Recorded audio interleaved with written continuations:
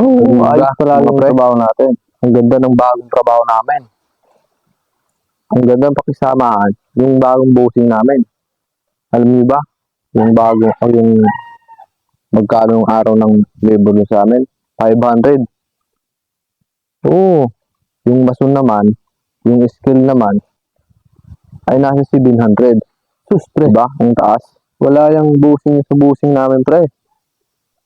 Yung, alam mo ba kung magkano naman, pre? Araw ng labor namin doon? 700. Ang araw ng labor doon. Eh, yung skill, pre, magkano naman?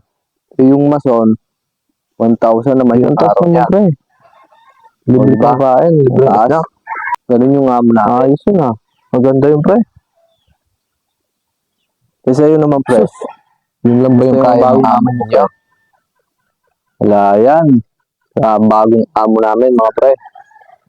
Alam niyo ba kung magkano yung araw ng labor namin? 350 lang. Amura naman pre. Ang araw ng labor naman pala pre. Grabe amo mo yan. Eh yung skill sa inyo, magkano yung naman? Skill naman sa amin, yung araw ng skill sa amin, 500. Eh, mura din. Ano mo naman ito? Ano ba naman ito, pre? Pre? Bago pinasukan na trabaho. Pero, mura naman. Libreng snack. Libreng kain. Yun lang ba yun, pre? At saka mura pa rin yun. Mamura pa rin yun kahit libre snack, libre kain, at saka libreng tulog. Ito paano? Pwede naman yun. Mura pa rin yun, pre. Snack, wala. May libreng tulog pa, pre. Okay na yun. Ngayon sa wala, di ba, pre?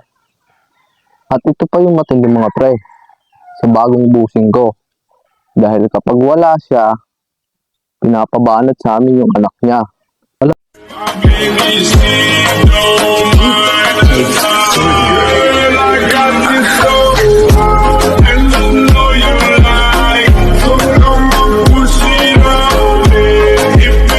Meron pa ba bakante doon sa inyo? Baka ipasok mo naman kami. Yun lang problema, pre.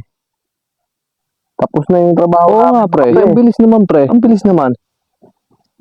Sayang, pre.